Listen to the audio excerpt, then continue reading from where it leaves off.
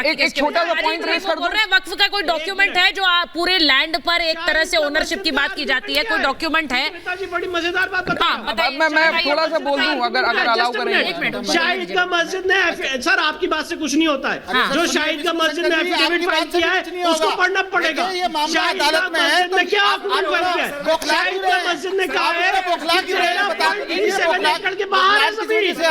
अच्छा ये नहीं तथ्यों पे बात करेंगे, we'll talk on facts। एक मिनट फैक्ट्स पे बात करेंगे क्योंकि कोर्ट में फैक्ट्स की बात होती है। उन्होंने एक सीधा सवाल पूछा है, डॉक्यूमेंट फाइल किया है। हाँ शाहिद का मस्जिद ने क्या जवाब फाइल किया है? हाँ। कि ये जो मस्जिद है 13.37 एकड़ के बाहर है। विंडोज। तो मुझे कोर्ट में इतना प्रूफ करना है कि ये जो मस्जिद है 13.37 के एकड़ के अंदर है। हाँ। उनका लाइन ऑफ डिफेंस ये है। हाँ पढ़िए उसको जरा सा। मैं आपसे पूछ रही हूँ विष्णु जी, जरा मुझे बताइए आप लोग क्या उम्मीद लेकर ये सर्वे की याचिका को लेकर गए? सर्वे को हाँ कर दिया है, अब 18 तारीख को जो डेट दी गई है उसमें क्या बताएगा कोर्ट? मोडालिटीज के किस तरह से सर्वे होगा, क्या उम्मीद कर रहे हैं आप? एंड रिजल्ट क्या होगा? सर्वे की मांग इस बात को लेके गए हैं कि वहां पे शेषनाग के निशान बने हुए हैं, वहां पे हिंदू साइंस और सिंबल्स बने हुए हैं, भारी मात्रा में वो जो स्ट्रक्चर है वो एक हिंदू मंदिर की तरफ इंगित करता है, इसलिए इसका सर्वे किया जाए। ऑनरेबल हाई कोर्ट का ऑर्डर अपलोड हो चुका है। सारे पैनलिस्ट से जरा गुजारिश करूंगा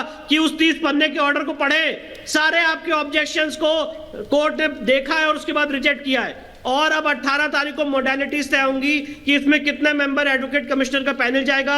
हमने 3 मेंबर एडवोकेट कमिश्नर पैनल की मांग की है, हमने वीडियोग्राफी फोटोग्राफी की मांग की है, हमने स्पेसिफिक टाइमिंग की मांग की है, पुलिस प्रोटेक्शन की मांग की है। और एक बात और बता दूं, इस सर्वे से किसी को कोई हार्म नहीं होने जा रहा है, ना यहाँ पे कोई खुदाई हो रही है, ना स्ट्रक्चर का कोई डैमेज हो रहा है। सिर्फ वस्तु स्थिति क्या है वहां की, इसको पता करके कोर्ट के सामने रिपोर्ट देने का काम किया जाएगा। अच्छा मैं एक चीज प्रेम कुमार जी आपके पास आते हुए, एक बार उन्होंने पूछी कि वक्फ के पास कोई किसी तरह का कोई डॉक्यूमेंट वक्फ का पास है, ये कहते हुए वो डॉक्यूमेंट्स की भी बात कर रहे हैं। वो कह रहे हैं कि जिस संस्था के साथ अग्रीमेंट हुआ था वो तो मंदिर का ट्रस्ट नहीं है। क्या ये हिस्टोरिकल फैक्ट्स हैं प्रेम कुमार? देखिए सुचारिता जी, हम जो भी बात कर रहे हैं अदालत में जो हो रहा है उससे अलग बात कर रहे हैं। हाँ। ठीक है, जो भी अदालत होगा उसकी जो चैलेंज इनको देना है करना है वो सारी प्रक्रिया चलेगी। उसके बाद हम कह रहे हैं कि देखिए ये पूरी जो जमीन है भाई ईश्वर का जन्म स्थान है, ये तो बहुत प्राचीन बात है ना। अब बीच में जमीन ऑक्शन में अंग्रेजों ने किसी को दे दिया, अब वो जमीन अंग्रेजों ने ऑक्शन को दे दी, ऑक्शन कर दिया और किसी ने खरीद लिया। ऑक्शन दान नहीं खरीदी। बकवास मत कीजिए। उसके बाद आप क्या बोलिए फिर आप अब आपके शब्दी मुंह में नहीं आ रहा, आप जबरदस्ती बात कर रहे हैं। एक 1 to 1 वो कर रहे हैं ना, उसके बाद आऊंगी आपके साथ। बोलिए प्रेम। जो ऑक्शन हुई और उसमें जो जमीन जिन्होंने खरीदी, तो ये सब बाद की प्रक्रियाएं हैं। जो कुछ भी अगर हम बड़ा सोचे तो ये जमीन की ईश्वर जहां जन्म लिया उसका मालिक कोई और है, और ये तीर्थ जो जिस ट्रस्ट की बात करें 19वीं सदी में बना, जहाँ पे ईश्वर ने जन्म लिया वो जमीन ईश्वर की है। ईश्वर की है। राजा पट्नीमल ने जो जमीन खरीदी थी वो ईश्वर के लिए सारा मुकदमा और वो श्री कृष्ण जन्मभूमि ट्रस्ट को दिया। आधार पर हो रहा है ये ट्रस्ट की जमीन है। ट्रस्ट कहां से जमीन लेकर आया?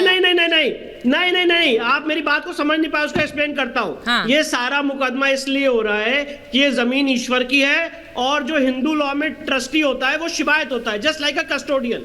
जैसे वक्फ में एक मुतवल्ली होता है वैसे हिंदू लॉ में ट्रस्टी जो है वो मैनेजर होता है भगवान की तरफ से, क्योंकि हिंदू देवता को सुप्रीम कोर्ट ने अपने जजमेंट्स के आधार पे परपिचुअल माइनर का दर्जा दिया है। हिंदू डेटीज अ परपिचुअल माइनर, सुप्रीम कोर्ट का जजमेंट पढ़ लीजिए 2020 SEC पेज 1 पैराग्राफ 116। तो इसलिए मंदिर तोड़ने से आप भी बोलते रहेंगे, अब सुन लीजिए, अच्छे से जवाब दीजिएगा। नहीं मैं आपकी बात का जवाब दे रहा हूं। हाँ, मैं थोड़ा सा बोल रहा हूँ। देखिए ये जब अंग्रेजों ने जमीन को ऑक्शन किया, किसी ने उसको खरीदा, फिर उसको किसी ट्रस्ट बना करके उसको सुपुर्द किया, ये सब तो इंसान कर रहा है ना, सब इंसान कर रहे हैं ऑब्वियसली। तब तो फिर कैसे आप ये समझिए 19वीं सदी में सारी चीजें हुई। अच्छा मैं इस पर मैं जरा स्टूडियो में डिबेट पे वापस आना चाहती हूँ, लेकिन विष्णु जी से एक बार आखिरी सवाल पूछ लूं। मैं एक बार जरा विष्णु जी से पूछना चाह रही हूँ। विष्णु जी, भगवान उतर के आके खरीदे नहीं तो आप भगवान का वहाँ जन्म स्थान है, ये तो आस्था का ही विषय है ना भाई। जमीन किसका है? विष्णु जी किसकी है? मैं आपसे